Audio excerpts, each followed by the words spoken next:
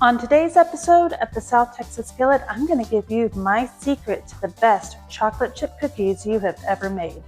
These cookies are ones that I always take to any get-togethers at work or to birthday parties or anywhere where I need to bring a special dessert. I usually choose these chocolate chip cookies. All right, let's get started.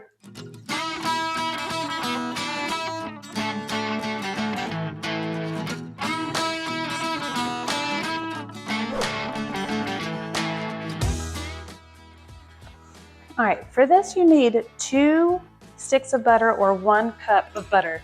This butter is very soft. It's been sitting at room temperature for a few hours. Put it into your stand mixer.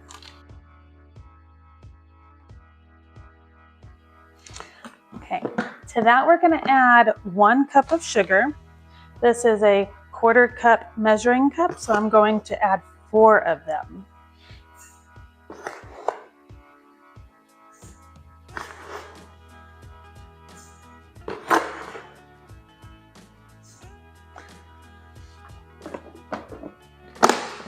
Okay, then you're going to add 1 cup of brown sugar. This can be dark brown sugar or light brown sugar.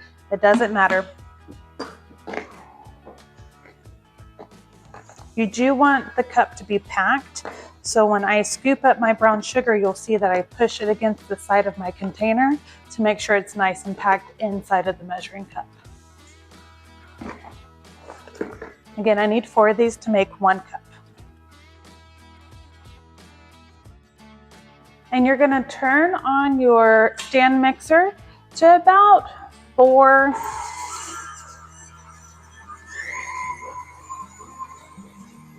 I'm going to turn it down 1. It's a little bit too fast. You don't want it to go so fast that you're going to make your butter way too soft, but you do want to mix this together so it's nice and fluffy. So about halfway through this process, you want to take a spatula and just scrape down the sides of your bowl and the bottom. You want to make sure this butter gets nice and incorporated. And you should see that it's really soft now and it's kind of fluffing up from all the air that's being mixed in. That's what you want to see.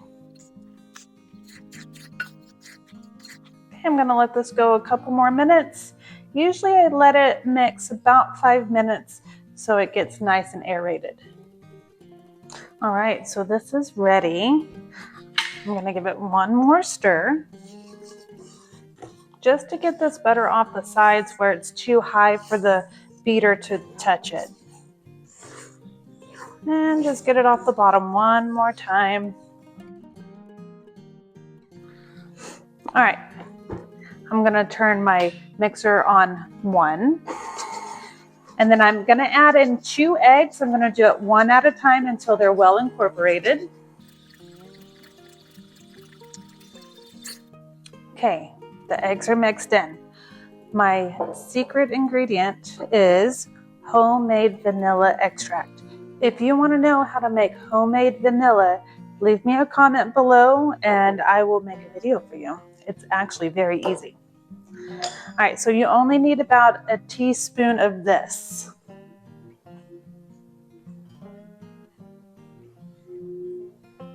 Or a little bit more. It's very good. All right, give this a mix. All right, I need to scrape the sides down 1 more time. You'll notice when you're working with the butter, it does tend to get up higher than that spatula or than the beater. So you just want to make sure you're getting everything nice and incorporated. Get the bottom. You want all of that flavor to be in every cookie. All right, so this is 1 teaspoon of baking soda and 2 teaspoons of warm water. You want to try to dissolve it as much as possible. And then pour it into your mixture. It's not going to completely dissolve, and that's okay. The water just kind of helps it spread throughout the batter.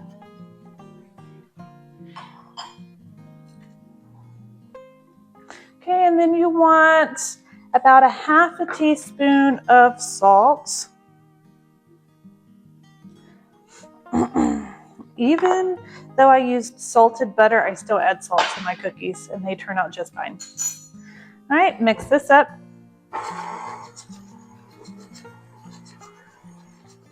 All right, if you don't have one of these for your stand mixer, I highly recommend that you get one. This is a KitchenAid one and it fits on my bowl perfectly. What it does is it allows me to put flour in here while it's running without making such a big mess. I'm going to turn this on and I'm going to scoop out 3 cups of flour and add it to my batter.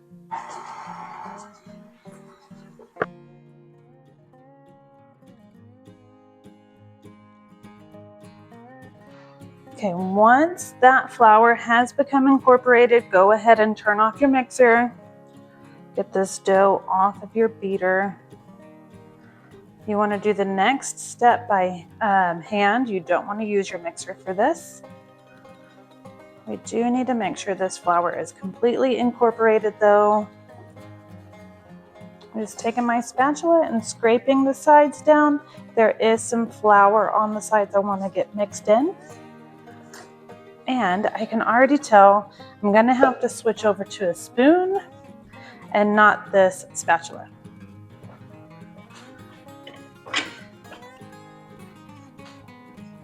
A wooden spoon works really well for this. Spatula just is not going to hold up with this dough.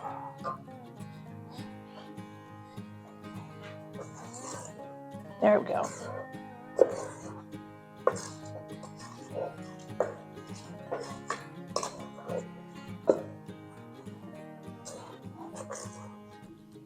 All right. Final step is to put in your chocolate chips. You can use whatever kind of chocolate chips you want to. These are semi-sweet.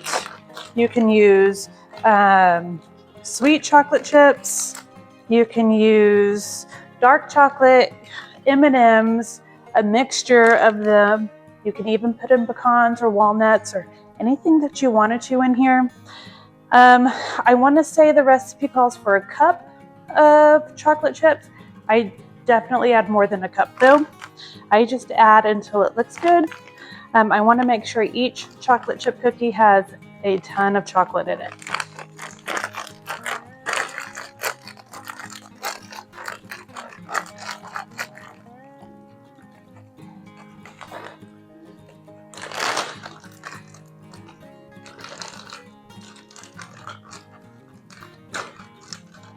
There we go.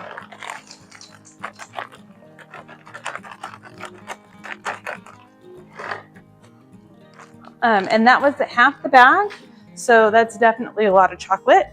Now you're just going to mix this with your spoon until it's well incorporated.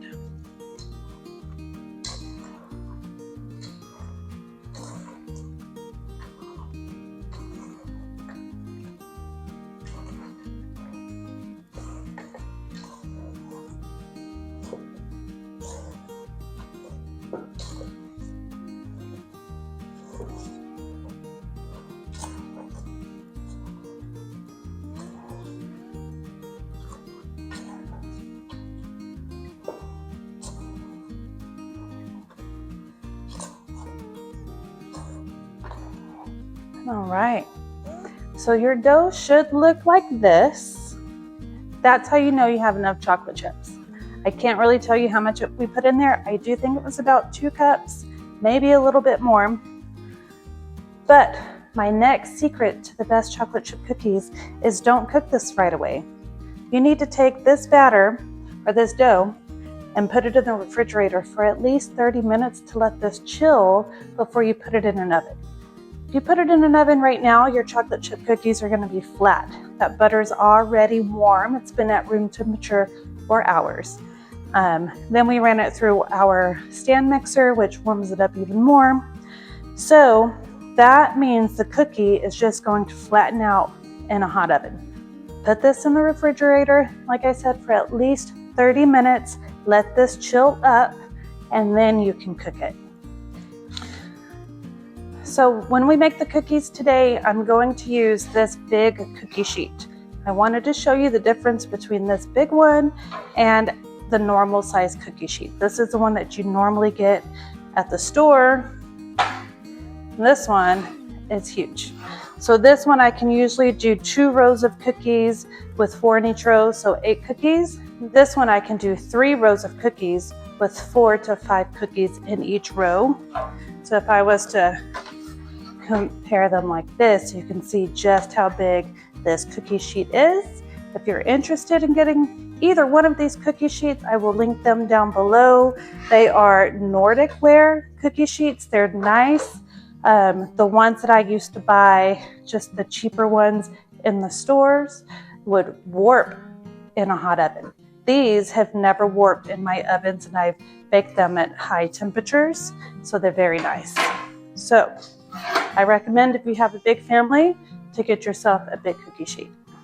So I actually let this set in the fridge overnight. We ran out of time yesterday and didn't get to make the cookies. So now this is really firmed up. That's okay though. That just means our cookies are going to be nice and thick when they come out of the oven. They're not going to spread very much. So all I do is I take a spoon, just a regular spoon, and get a scoop and put it on my cookie sheet. You can make these as big or as little as you want. I don't really form it and like roll it into a ball. I just kind of smush it into a ball shape.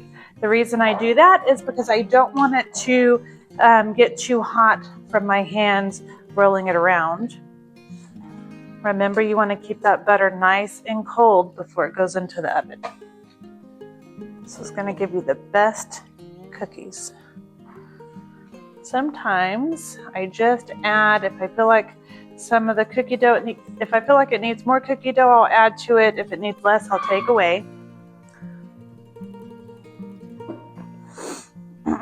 You can use a ice cream scoop if you want to get equal sizes each time, but I feel like that would be too hard with this dough after it's been setting in the fridge for so long. And this works just fine. I do have my oven preheated to 350 degrees. And then these are going to bake for about 10 minutes until the edges start to turn golden brown.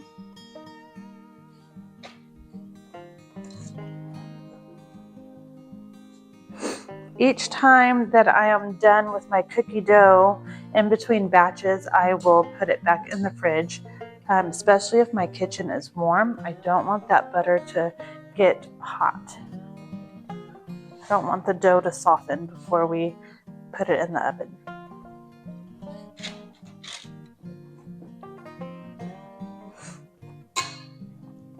Okay, it looks like I'm going to get about 12 cookies on this cookie sheet. These are the larger cookie sheets. All right.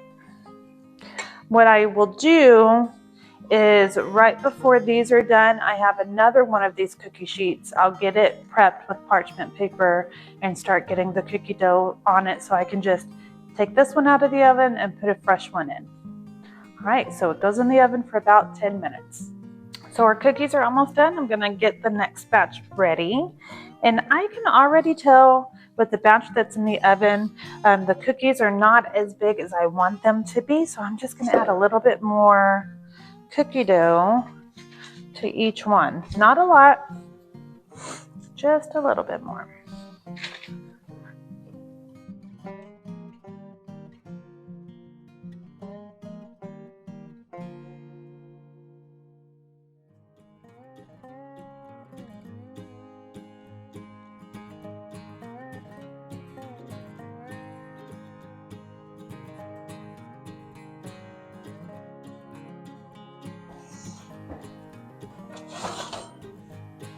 All right, those are perfect.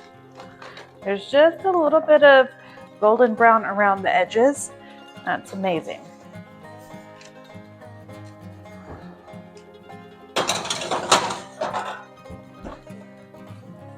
So you want to make sure your cookies sit on this cookie sheet after you pull them out of the oven for about a minute.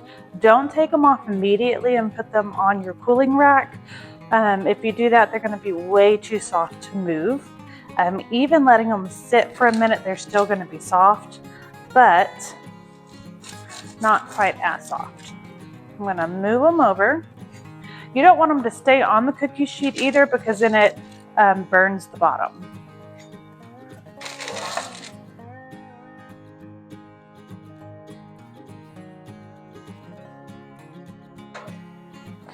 Okay, so this cookie sheet is way too hot for me to put a fresh batch of cookie dough on it. So I'm gonna let it set out for quite a while until the other cookies are almost done, and then I'll go ahead and add my cookie dough to this cookie sheet. So you can see that the edges are just slightly brown. The cookies have held their shape. They look really delicious.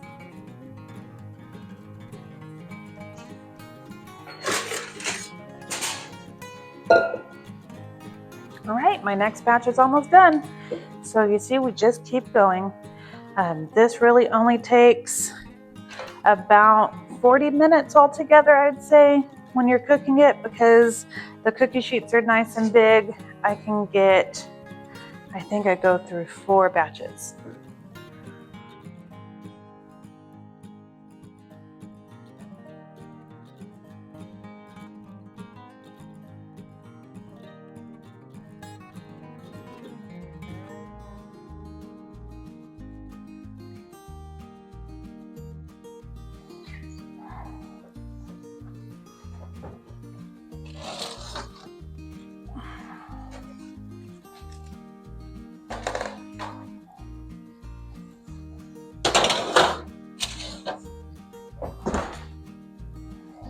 All right, while we wait for these to cool on the cookie sheet for about a minute, I'm gonna taste one of these already cooled cookies.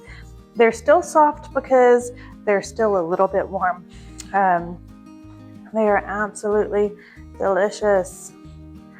All right, they're not super cakey. These were a little bit smaller, so they're not that thick.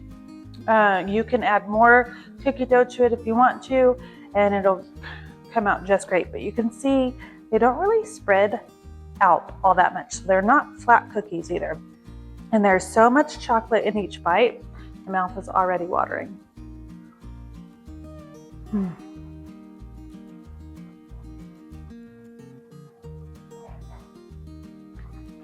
that is a perfect cookie.